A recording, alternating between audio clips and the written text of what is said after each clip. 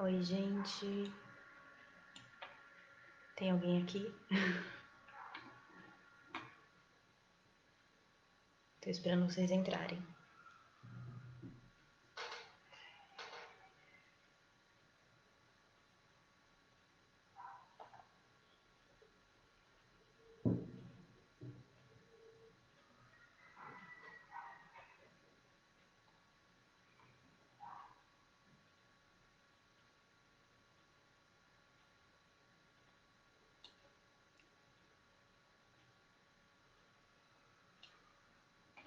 Hoje a gente vai fazer a parte 2 sobre depressão, porque na semana passada vocês gostaram bastante, pediram bastante. Adorei isso, aliás. Então foi sugestão de vocês a live de hoje, eu espero que vocês gostem. A gente vai falar sobre depressão nas fases da vida, em diversas situações. Só vamos esperar todo mundo chegar. Quem for chegando vai me dando um oi. Fala, me conta aqui se tá me vendo, se tá me ouvindo bem. Vai entrando aí.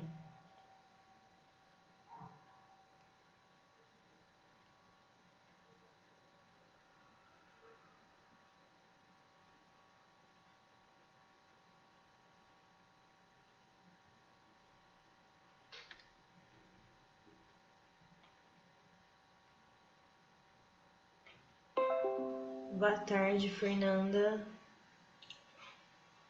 O pessoal tá chegando. Maria Cláudia, boa tarde. A gente já vai começar, tá, gente? Tô só esperando todo mundo chegar. Dá tempo das pessoas verem que nós estamos ao vivo. Então eu sempre começo um pouquinho antes para dar tempo das pessoas chegarem, para ninguém perder o comecinho.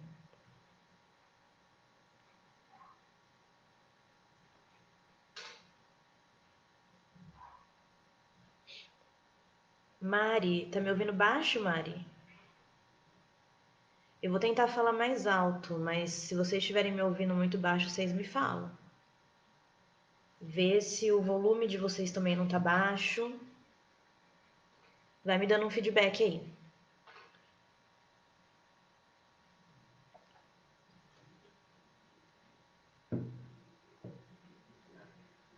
Já vou começando. Quem for chegando depois, pega a live gravada, que a live fica gravada. Então, na semana passada a gente falou sobre depressão e ansiedade. Elis, boa tarde. Então, eu decidi dar continuidade, porque vocês pediram bastante, quem estava aqui na semana passada. Vocês me deram muitas ideias. Vocês deram a ideia de continuar falando sobre depressão em contextos diferentes.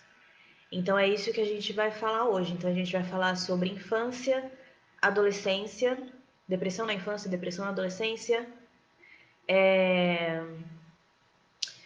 depressão na gestação e pós-parto, e depressão na pós-aposentadoria e terceira idade. Então a gente vai falar sobre muita coisa hoje. Tô com medo de ficar uma live muito grande, mas se eu ver que tá ficando muito grande, a gente faz uma parte 3, tá? Então eu vou começar, se eu estiver falando muito rápido, vocês me avisam também, que às vezes fica com pressa para não ficar muito grande a live, eu acabo falando meio rápido. Boa tarde, pessoal que tá chegando. Então vamos lá. Vamos começar lá na primeira fase de vida. Primeiro assim, né? Depois que nasce, que é a infância. Que é a infância. Então, Thaís, a depressão da infância. Por favor, né? Criança nem tem problema. Então, se fosse assim, se a depressão tivesse a ver com problema, todo mundo ficaria deprimido, porque todo mundo tem problema. Mas nem todo mundo está deprimido. Então a gente não pode fazer essa associação, que depressão só tem a ver com problema. Lembra que eu falei bastante na live passada de que depressão não tem necessariamente a ver com tristeza. Tem a ver com outras coisas também. Quem não assistiu a live passada, eu recomendo que assista, porque às vezes eu vou falar uma coisa que faz referência a outra live e que eu não vou repetir. Tipo, algum conceito, alguma coisa assim. Então, se der, depois vai lá assistir, tá bom? Então, muita gente acha que a depressão na infância é mentira, é invenção de moda, é mito. A criança ela tá simplesmente fazendo birra. Ela quer chamar atenção. Ai, não tem problema nenhum, é só brincar na infância, né? Não, não é só isso. E mesmo que a criança esteja fazendo birra, isso é uma coisa que eu queria falar aqui, abrir um parênteses. Mesmo que a criança esteja fazendo birra, tem alguma coisa por trás dessa birra. Alguma coisa ele tem. Ela não faz birra só para provocar.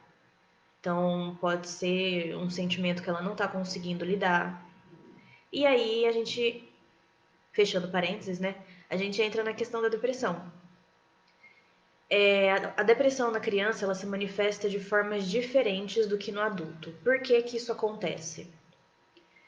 A criança ela está em fase ainda de desenvolvimento. Então, o cérebro dela ainda está em processo de amadurecimento.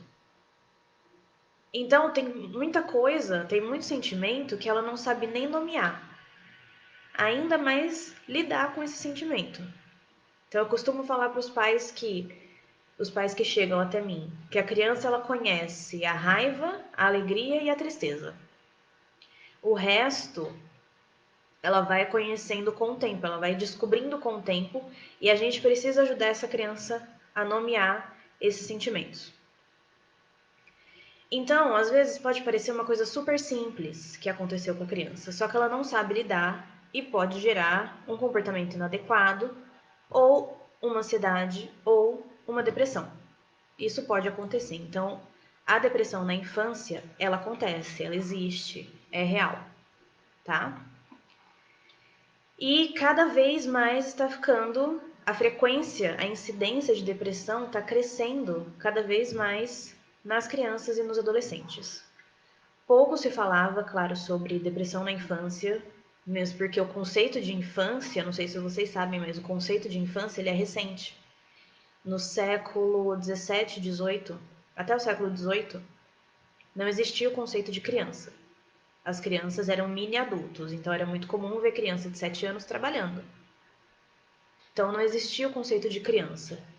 E ainda falar de depressão na infância ainda é muito recente, ainda está sendo muito estudado e ainda tem muita gente que não acredita como que uma criança pode ter depressão. A faixa etária que é mais afetada na infância pelo transtorno de depressão é entre 6 e 11 anos de idade. Então, nessa fase, a criança ainda está formando o seu repertório, a sua forma de se comunicar, e ela não consegue ter noção do que ela está sentindo, ela não consegue nomear o que ela está sentindo, e ela não consegue expressar verbalmente, através das palavras, o que ela está sentindo. Então, ela vai expressar de outras formas. Ela vai fazer birra, ela vai bater, ela vai morder, ela vai gritar, ela vai chorar, porque ela não consegue falar. Ela ainda está conhecendo todos os sentimentos. Teve uma live aqui que eu falei, aliás, que tem um pesquisador que ele nomeou, ele conseguiu categorizar 400 sentimentos. Eu não conheço 400 sentimentos, imagina uma criança, né? Então isso dificulta bastante para a criança se conhecer e saber o que ela está sentindo, certo? Então, geralmente elas demonstram através de sintomas físicos e comportamentais. E esses sintomas eles podem ser na questão biológica, então uma dor de cabeça, uma dermatite, é muito comum criança ter alergia de pele e essa alergia ser uma somatização de alguma questão psicológica. Mas a criança, como eu falei várias vezes, a criança não sabe, certo? Então, nos últimos anos, a prevalência de depressão na infância e na adolescência tem aumentado bastante. E as pesquisas mais recentes apontam a relação entre a depressão na fase adulta e fatores de risco na gestação e na primeira infância, ou seja, um ambiente que não é favorável para a criança, uma situação traumática, uma situação, por exemplo, de violência, de agressão, isso pode influenciar diretamente numa possível depressão na vida adulta. Então, acho que eu já falei isso aqui, mas eu vou falar de novo. Quando a gente fala sobre transtorno na infância, a gente precisa ter muito cuidado. Muito cuidado. Porque, como eu falei, a criança que está apresentando um mau comportamento, entre aspas, ela está expressando alguma coisa. E se ela não sabe falar o que está acontecendo, a gente vai ter que investigar muito a fundo, com um olhar muito clínico, para saber exatamente o que é. E não necessariamente vai ser um transtorno. Pode ser uma questão emocional. Aquela criança ela pode estar triste, ela pode estar com raiva por alguma outra coisa. Então a gente tem que tomar muito cuidado na hora de dar diagnóstico para a criança. Para todo mundo na realidade, mas para a criança muito mais, porque um diagnóstico errado vai mudar o curso da vida dessa criança. Então quando a gente fala, por exemplo, sobre falta de atenção, uma criança que não consegue prestar atenção na aula, pode ser TDAH, pode ser ansiedade, pode ser depressão, pode ser falta de vitamina, pode ser transtorno de aprendizagem, pode ser muita coisa. Quando a gente fala sobre transtorno na criança, é muita coisa que pode ser. Os sintomas eles são um pouco parecidos, alguns. Então a gente precisa ter um olhar muito clínico. Eu falo isso porque eu não quero que ninguém saia daqui achando que tal criança está com depressão, tal adolescente está com depressão. Não faça isso. Não saia daqui querendo diagnosticar todo mundo, tá bom? Não é porque tem um sintoma que tem outro transtorno. E mesmo se tiver, não é a gente, não é assim, a gente tem que encaminhar para um profissional, não é qualquer um que vai dizer se a criança tem ou não, se a pessoa tem ou não. Então, o que diferencia uma tristezinha da criança do dia a dia com uma depressão? É a intensidade e a persistência dos sintomas. E a mudança drástica, a mudança brusca, uma mudança profunda no comportamento da criança. Então, se o seu filho, se você conhece uma criança X, que é sempre muito agitada, muito alegre, muito animada, inteligente, vai bem na escola, e aí de repente essa criança mudou. Essa criança é outra. Tá mais introspectivo, tem uma resistência para ir para a escola, o rendimento escolar caiu, tá chorando pelos cantos, não quer fazer nada do que gostava de fazer antes. Então é uma mudança muito drástica. Isso que a gente precisa observar. A Joara falou ainda mais quando é autista. O autismo é um caso à parte que a gente precisa sim tomar muito cuidado quando a gente vai querer diagnosticar alguma coisa, apontar alguma coisa ali. Então, é uma questão delicada que a gente precisa tomar cuidado na hora de falar. Então, quando tem uma mudança muito brusca no comportamento da criança, aí a gente precisa ficar de olho. Alguma coisa está acontecendo ali. E essa é a forma da criança pedir ajuda, porque ela não vai chegar para você e falar: Nossa, eu estou com uma angústia, me ajuda, por favor. Ela não vai falar. Não vai.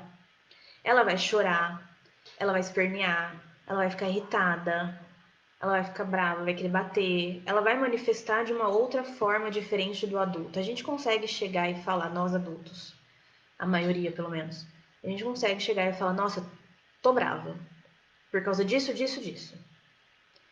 A criança não. Ela simplesmente está sentindo um troço dentro dela que está consumindo ela. Ela precisa colocar para fora. E a forma como ela encontra é essa. Então, a manifestação da depressão na criança é diferente um pouco. A gente vai ver os sintomas certinho.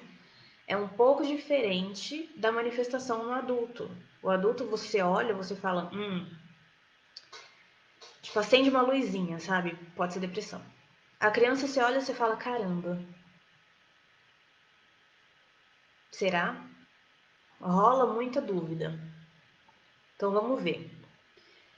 Quais são as possíveis causas da depressão na infância. Como eu falei na semana passada, a gente tem causas de questões hereditárias, a interferência genética, então casos de depressão na família, mãe, avô, avó, pai, é um fator de risco para o desenvolvimento da depressão. Não tem, a gente não pode apontar uma causa específica para o surgimento da depressão. Ah, é isso. Não.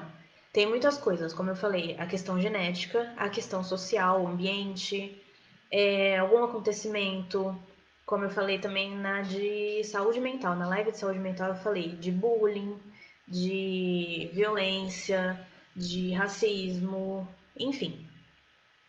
Muitas questões tem aí que podem ser apontadas como possíveis causas de surgimento de depressão.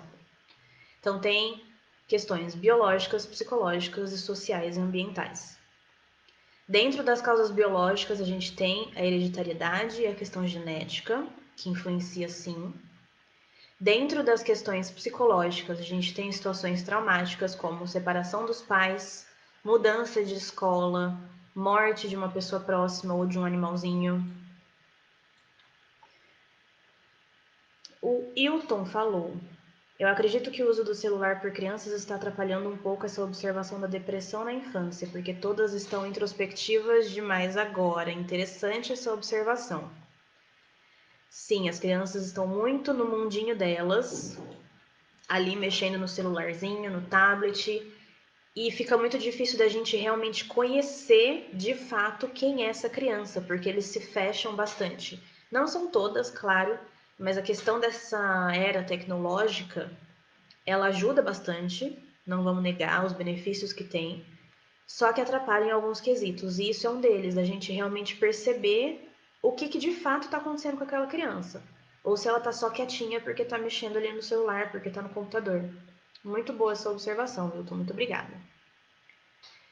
Então, em relação aos aspectos sociais e ambientais, a desigualdade social é um fator que aumenta a chance de uma criança ter depressão. Faltas econômicas e sociais, então ambiente social. Deixa eu ver aqui o que vocês estão falando. Tô vendo as pessoas comentando sobre o comentário do Wilton, foi muito bom mesmo. Então vamos falar sobre os sintomas. Quais são os principais sintomas de depressão na infância? Aparece bastante sentimentos de desesperança. Então a criança ela perde a perspectiva de futuro. Quando você pergunta para uma criança o que você quer ser quando você crescer, as crianças têm mil ideias. Eu quero ser médico, eu quero ser astronauta, eu quero ser cantora, eu quero ser atriz, professora. Uma criança com depressão é meio.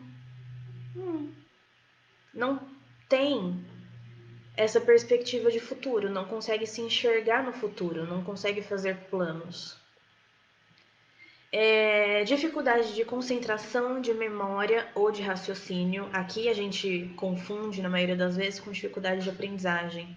Às vezes, uma criança com dificuldade de aprendizagem, ela não tem nenhuma dificuldade de aprendizagem. Ela pode ter depressão. Sentimento de angústia, pessimismo, aquela criança que é bem pessimista, agressividade, falta de apetite, falta de prazer nas atividades que antes sentia prazer, que antes gostava de fazer. Isolamento social, então começa a se fechar dentro da casinha, sabe? Apatia, uma criança meio apática que não demonstra muito sentimento. Insônia ou sono excessivo, que não é suficiente na questão do sono excessivo. A criança ela pode dormir muito e ainda assim estar cansada, estar com sono. Queixas de dores, isso aqui é o que eu quis dizer quando a criança ela pode manifestar sintomas físicos como resultado de uma somatização de uma questão psicológica. Então, às vezes, ela pode começar a sentir dor muscular, dor de cabeça. Algumas crianças apresentam bruxismo, então fica com dor no maxilar, dor de cabeça que é afetada pelo bruxismo, né? É muito comum isso acontecer, e aí você leva no médico, leva no pediatra, faz exame, faz aquilo, não tá com nada. baixa autoestima e sentimento de inferioridade, achar que é menos do que as outras crianças, ideia de suicídio ou pensamento de tragédias ou morte. O suicídio na infância ele é raro de acontecer.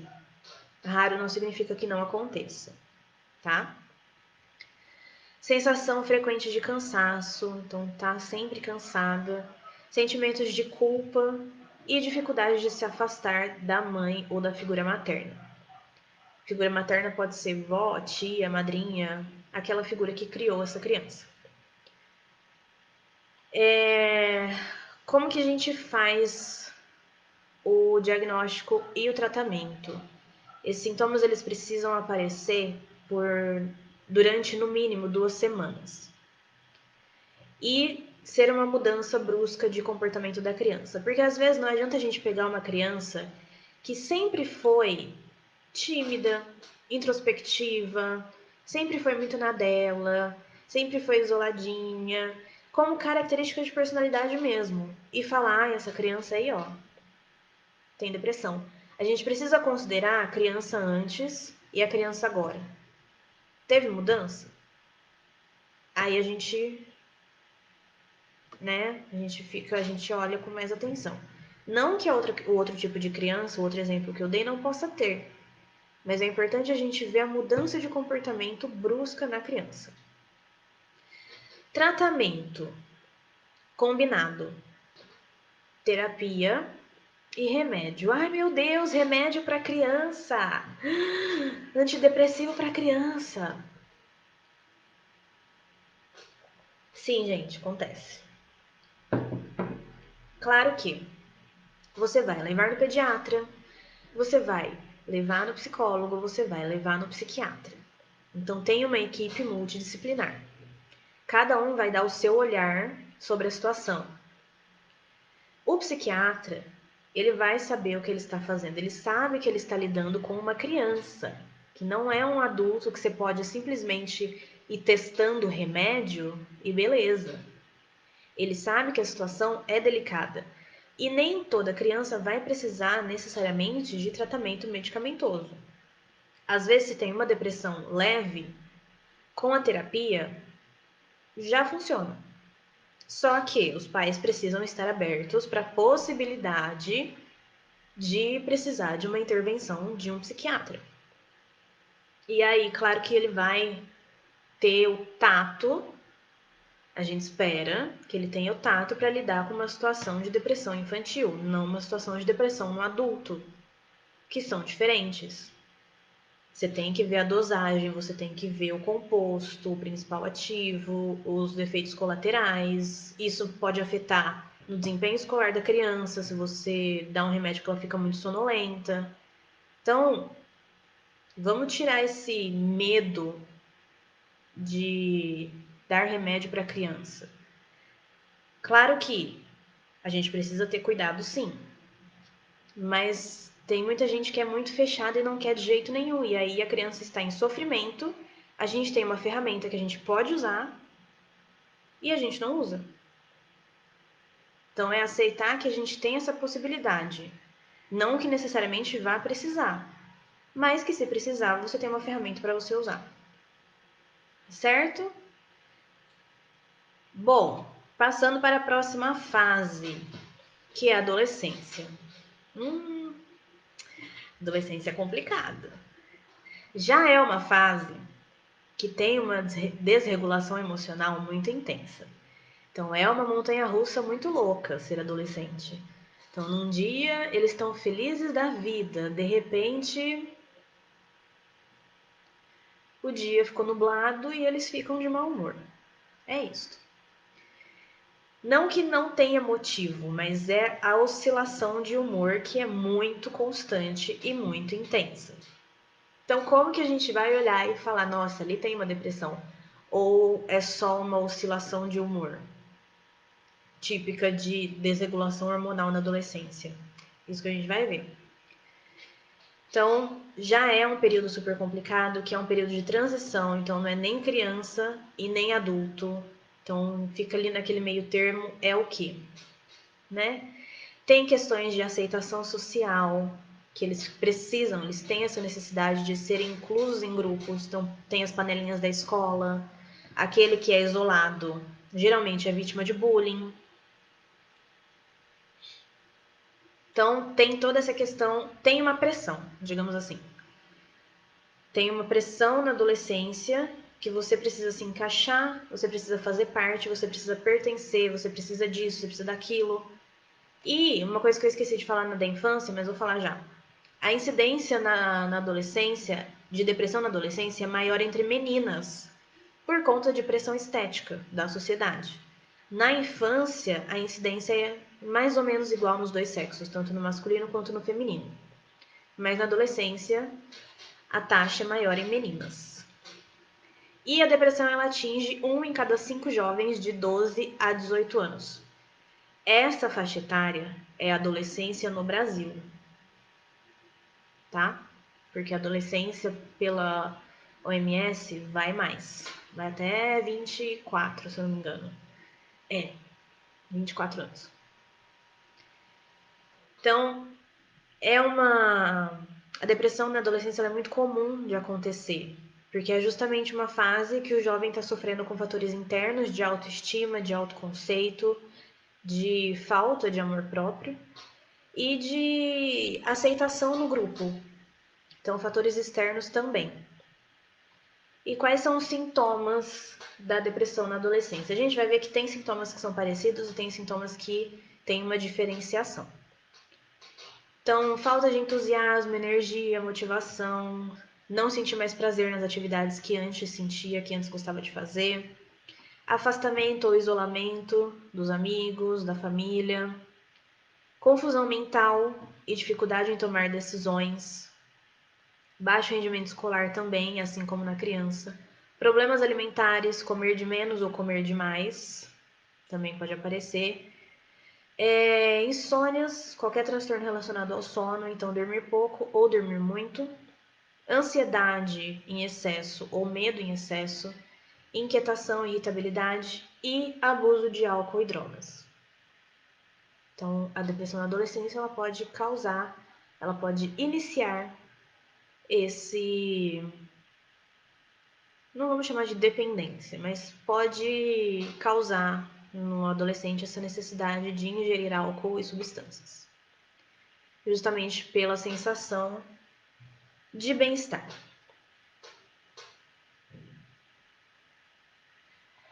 Em casos de depressão mais grave, ela pode levar ao suicídio, que é a segunda principal causa de morte entre jovens de 15 a 29 anos. Então, quais são os riscos, quais são os comportamentos que a gente precisa ficar de olho quando a gente fala sobre suicídio? Se esse jovem ele fala muito sobre morte, sobre suicídio, ou se ele provoca ferimentos a si mesmo, a gente precisa ficar de olho.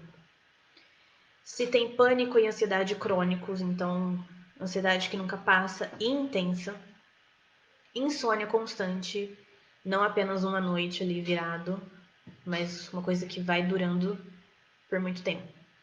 Alterações de personalidade ou de aparência, lembra da mudança brusca da criança? Também pode acontecer no adolescente e a gente precisa ficar de olho. Alterações nos hábitos de sono ou alimentares, baixo rendimento escolar e uma curiosidade, que na verdade eu também não sabia, tá, gente? Eu fui pesquisar e aí eu descobri. A questão de distribuir objetos pessoais. O que tem a ver? Então, vamos dar um exemplo. Um jovem ele está pensando em cometer o suicídio. Ele tem planos para isso. E ele começa como se fosse uma despedida de quem vai ficar. Então ele pode começar a dar as coisas dele para outras pessoas, como se fosse uma herança. Entendeu?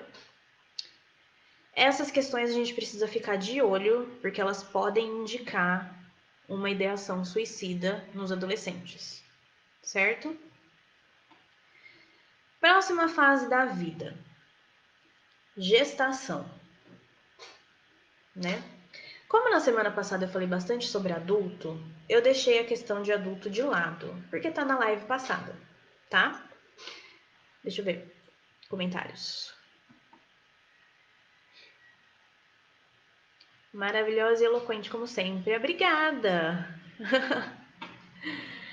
O Valdir falou: acredito que, não desprezando o acompanhamento de psicólogos, terapeutas e psiquiatras, lógico, também existe o tratamento em contato com a natureza, com animais, etc. Sim! Tem muitas alternativas, gente. Claro que a gente fala de psicólogo, psiquiatra e médico, só que a gente pode trabalhar com arte terapia, musicoterapia, pet terapia que existe hoje em dia. Hoje, eu ia falar isso mais pra frente, mas eu já vou falar agora. Dentro da psicologia, hoje a gente trabalha com prevenção. Prevenção de transtornos mentais. A gente pode fazer esse tipo de trabalho. E a gente previne com atividades de bem-estar. Então pode ser um exercício físico, hobby, tocar um instrumento musical, fazer uma caminhada, trilha, contato com a natureza, como o Valdir falou. Então tudo isso ajuda muito na prevenção de transtornos como depressão, ansiedade, tudo isso. É muito importante a gente trabalhar com depressão e não esperar. Com depressão não, com prevenção e não esperar a coisa piorar. A gente tem essa abertura para trabalhar com prevenção. Então, prevenir que esses transtornos se desenvolvam.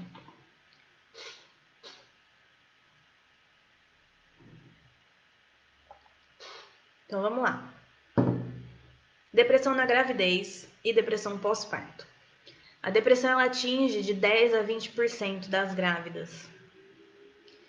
E a questão de depressão durante a gestação é que as gestantes não podem tomar qualquer tipo de remédio.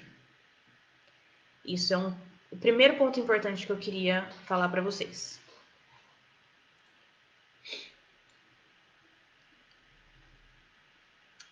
A Dani disse que tem 2 filhos adolescentes, sim. E que eles precisam de muito amor e atenção. Uhum. Uma questão muito importante, tanto para criança quanto para adolescente, a principal prevenção da depressão, gente, é você criar um ambiente afetuoso.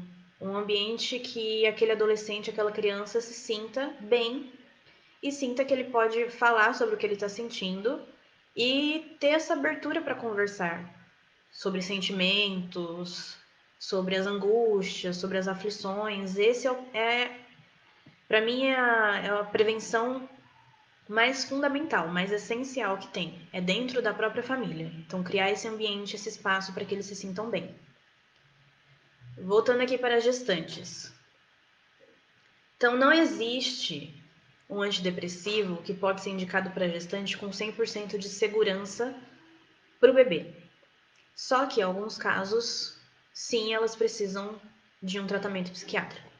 E aí, de novo, o psiquiatra ele sabe que é um caso de gravidez, de gestação, que tem um bebê envolvido nisso, e ele que vai dosar e vai ver o melhor remédio. Ele estudou para isso, gente, tá? A depressão na gestação, quando ela não é tratada, ela pode sim acarretar riscos para o bebê posteriormente. E pode levar a episódios depressivos no pós-parto também. Então, quando não tratada durante a gestação, ela pode afetar o pós-parto e a vida da criança ainda depois. A vida do adulto vai virando uma bola de neve. Então, tudo começa ali, na gestação. Então, a mudança de hormônio, as expectativas, tudo isso pode causar as flutuações de humor, as oscilações de humor. É normal. Então, a gestante ela pode ter crise de choro, pode ficar com a sensibilidade mais aflorada. É comum isso, é esperado de acontecer. Mas algumas mulheres elas podem ser mais sensíveis a essas mudanças do que outras. E é aí que a gente precisa tomar cuidado. Tem mais um comentário aqui. A Fabiana, aqui em casa são 4 e sempre damos um jeitinho de criar um espaço para eles. Sempre temos um momento família, isso ajuda muito. Sim, a família é a principal rede de apoio das crianças e adolescentes. Então, algumas mulheres sendo mais sensíveis a essas oscilações de humor, elas podem desenvolver uma possível depressão. Isso pode levar ao desenvolvimento da depressão.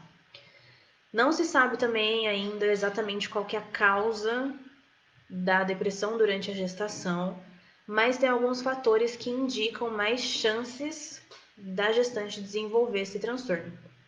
E um deles é ter histórico de depressão. Então, uma pessoa que teve depressão antes da gestação, infância, adolescência, jovem adulto, tem mais chance de desenvolver depressão durante a gestação.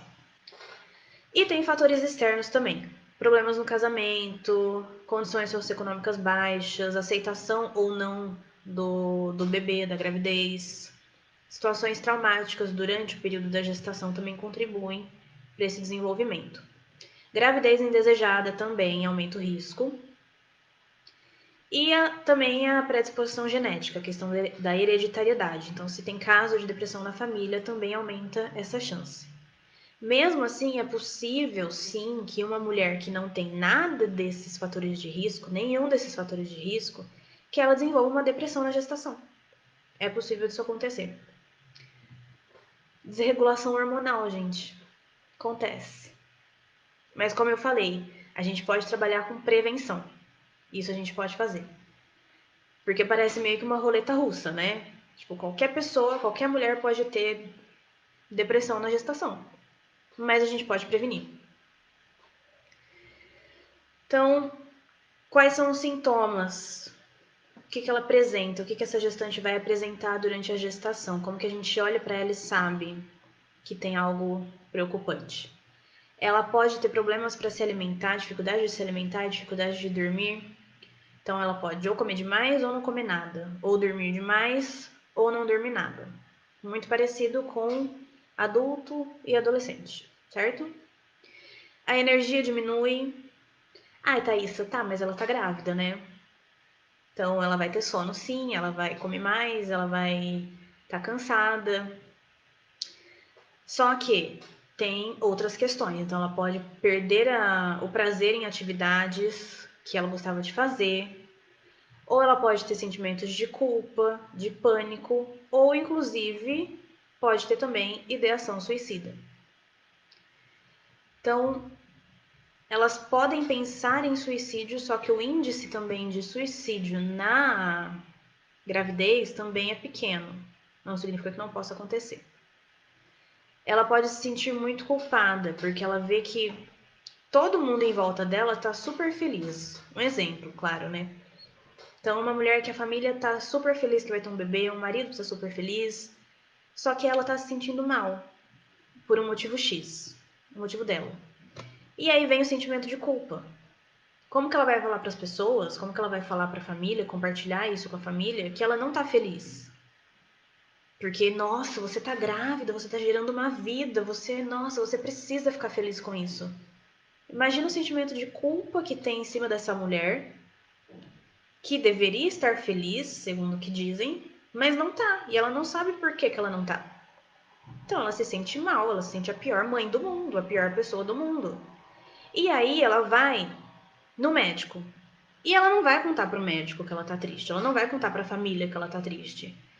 Isso causa o subdiagnóstico, que a gente chama, desse tipo de transtorno, de depressão na gravidez. Subdiagnóstico quando tem menos diagnóstico do que o que realmente tem de gente com esse transtorno, tá?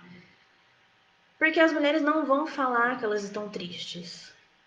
Porque, nossa, que horror! Não pode. A sociedade cobra que a mulher esteja feliz quando ela estiver grávida. É uma felicidade enorme. E nem sempre é. Não é para todas as mulheres que isso vai ser. Então, o que acontece se... Então, a gente tem o subdiagnóstico, como eu falei. E aí, se não tem diagnóstico, ninguém vai olhar e ninguém vai tratar. E isso vai ter consequências para o bebê e para a mãe. O que pode acontecer com a mãe? Pode virar um transtorno de depressão maior, que é depressão que vai durar, não é uma depressão só durante o período de gestação. Vai virar uma depressão geral. Pode acontecer se não tratada. E as mulheres que estão grávidas e têm depressão, elas correm o risco de não respeitar as orientações do pré-natal. Então, se colocar em risco, não se alimentar direito, não fazer os exames. E aí, depois que nasce, isso passa para a criança. Então não atualiza as vacinas, não alimenta a criança direito, não cuida direito, mas por conta de uma depressão que não foi tratada. Por isso que a gente precisa não colocar essa pressão de que a mulher precisa estar feliz, porque se ela não tiver, ela não vai falar. Se ela não fala, a gente não tem diagnóstico, a gente não trata, e isso vai virando um ciclo, porque vai vir uma criança com mais chance de ter depressão, com outros riscos também, que eu já vou falar, e vai virando um ciclo, vai passando pela família, vai passando. Então a gente precisa realmente considerar que depressão na gravidez é algo sério, e é algo que vai afetar muito a vida dessa criança que vai nascer. Então elas não se alimentam bem, não dormem bem e também tem mais chance de fumar e de beber, de ingerir bebidas alcoólicas durante a gestação. Então, mais uma coisa que coloca o feto, o bebê, em risco. Quais são os principais sintomas? Temos sentimentos depressivos, triste na maior parte do dia. Então, maior parte do dia, quantidade maior de momentos tristes e depressivos, por no mínimo 2 semanas. Perda de interesse nas atividades, falta de energia, inquietude, sentimentos de culpa, dificuldade de se concentrar, alteração no sono para mais ou para menos, alteração na alimentação também para mais ou para menos, e pensamentos recorrentes de morte ou suicídio. Lembrando que não necessariamente ela comete o suicídio, ok? Na depressão pós-parto, uma mulher com depressão na gravidez, ela pode desenvolver para uma depressão pós-parto. Mas uma mulher que não teve depressão durante a gestação também pode desenvolver uma depressão pós-parto. Ok? E é uma depressão que traz inúmeros riscos, afeta muito o vínculo mãe-bebê. E afetando o vínculo mãe-bebê, afeta a saúde da criança. Como eu falei, é uma mãe que não vai se atentar às necessidades da criança, às necessidades do filho. E isso pode ter sequelas para o resto da vida daquela criança, até ela virar adolescente, adulta, e isso pode trazer consequências. Então, quais são os fatores de risco, digamos assim, os fatores que podem influenciar no desenvolvimento de uma depressão pós-parto? Privação do sono, o que a gente sabe que acontece quando um bebê nasce, né? Mãe não dorme mais. Isolamento, o que a gente também sabe que acontece, né? As amigas, os amigos abandonam. Alimentação inadequada, sedentarismo, falta de apoio do parceiro ou da família também. Depressão, ansiedade, estresse, qualquer outro transtorno mental antes da gestação é um fator de risco para uma depressão pós-parto. Vício em substância e álcool, certo?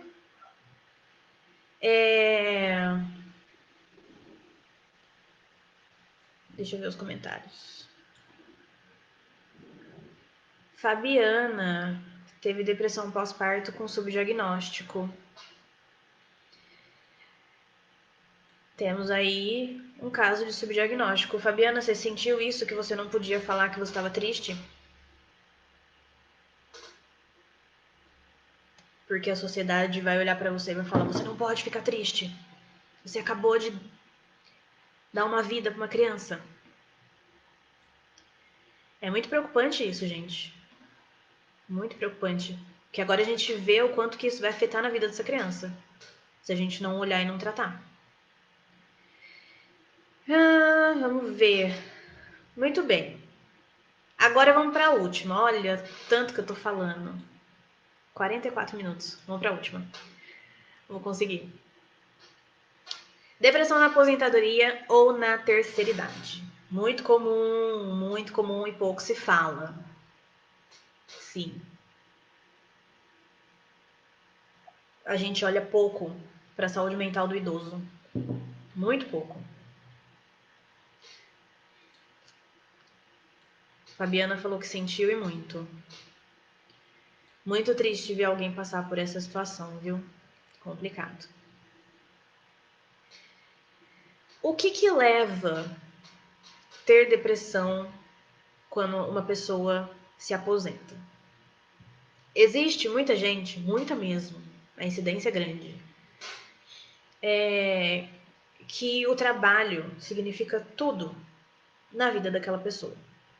Então, o peso que o trabalho tem é enorme.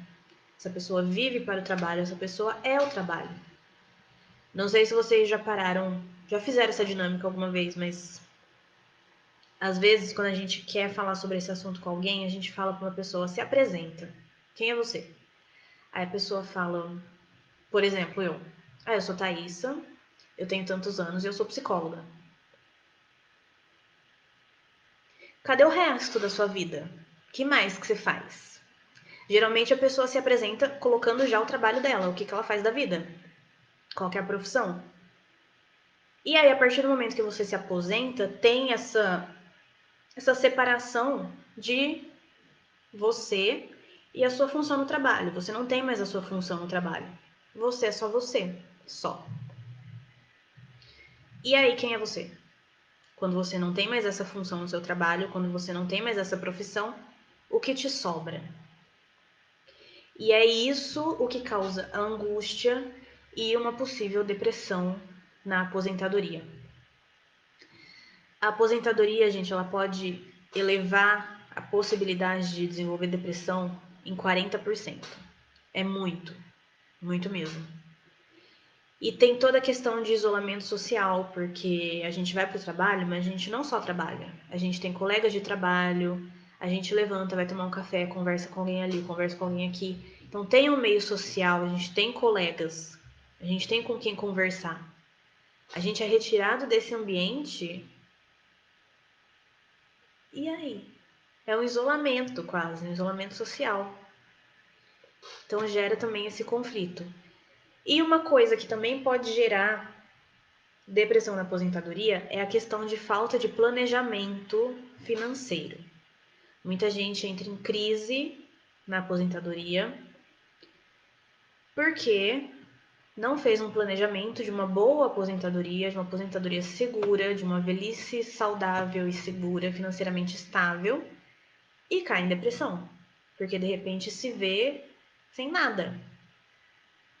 Então também é um fator que pode gerar a depressão. A respeito do envelhecimento, apesar dele ser comum para todo mundo vai envelhecer, todo mundo está envelhecendo, o significado que cada um dá para o envelhecimento é diferente. Então eu tenho um e você que está me assistindo, vocês que estão me assistindo, cada um tem um significado, cada um enxerga de uma forma. Tem gente que tem pânico, pelo amor de Deus, envelhecer. Credo. Tem gente que encara numa boa. Então cada um dá um olhar, dá um significado para isso. Então cada pessoa tem é um conceito abstrato, digamos assim. Envelhecer é um conceito abstrato, é uma definição pessoal e individual. E a sociedade ela tem uma tendência a isolar o idoso, a pessoa que está entrando na terceira idade. Tem uma tendência a tirar da sociedade. Um exemplo: mercado de trabalho. Quando alguém vai ser contratado, imagina lá que tem 4 pessoas para serem contratadas para uma vaga. Tem uma mulher de 29 anos, um homem de 33, uma mulher de 22 e um homem de 60. Quais as chances desse homem de 60 anos ser contratado nessa vaga? É mínima.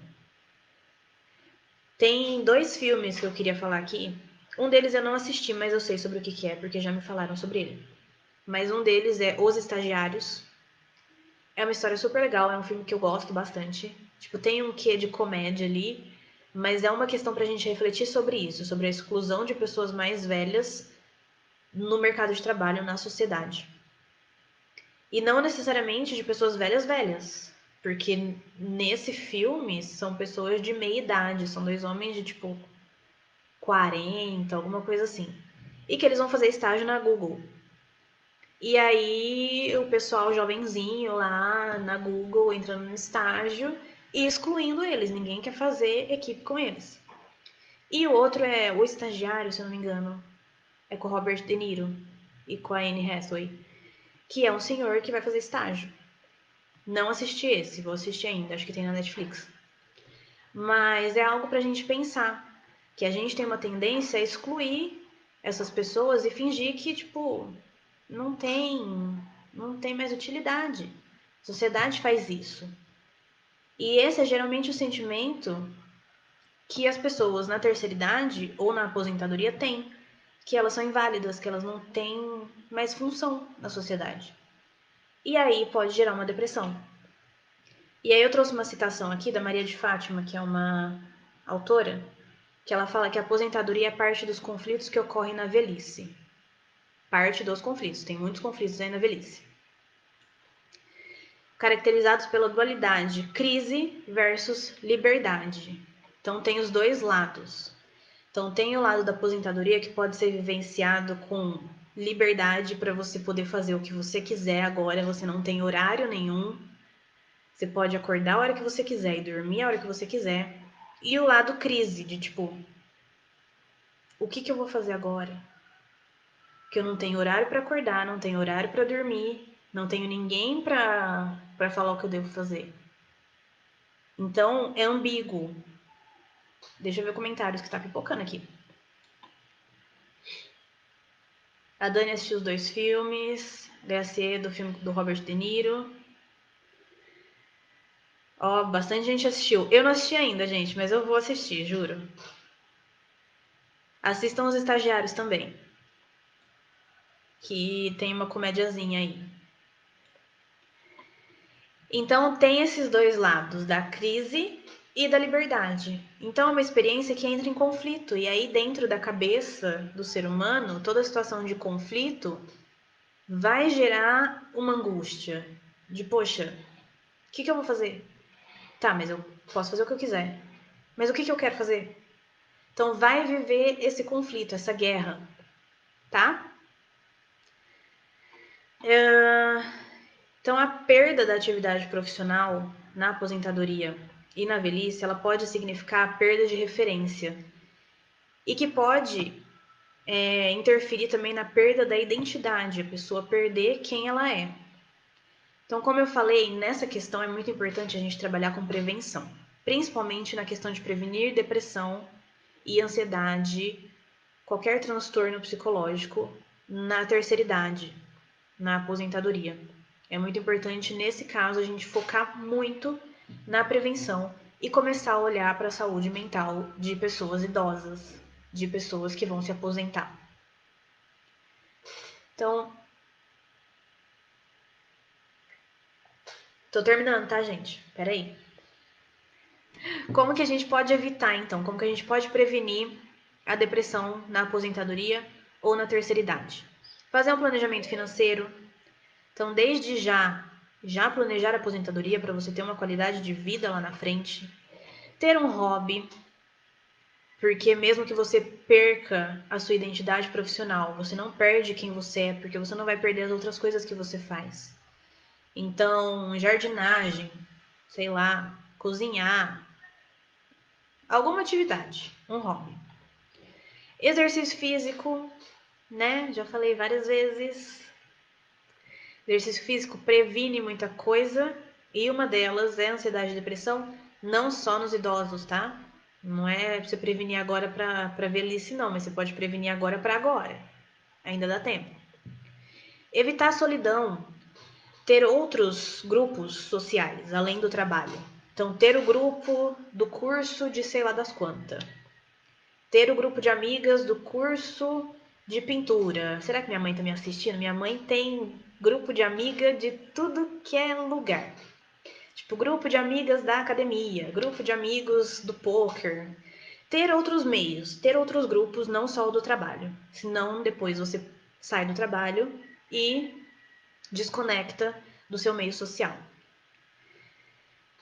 E talvez, para quem esteja com dificuldade, ressignificar o que é envelhecer. Mudar essa mente de que envelhecer é ruim, de que envelhecer é solitário. Então, procurar buscar agora meios para você prevenir sofrimento e aumentar a sua qualidade de vida na terceira idade. Certo? Vocês têm alguma dúvida? Nossa, hoje eu falei pra caramba. 55 minutos de live. O que é isso? Se tiver alguma dúvida, manda aí que eu tô aqui ainda. Ainda dá tempo.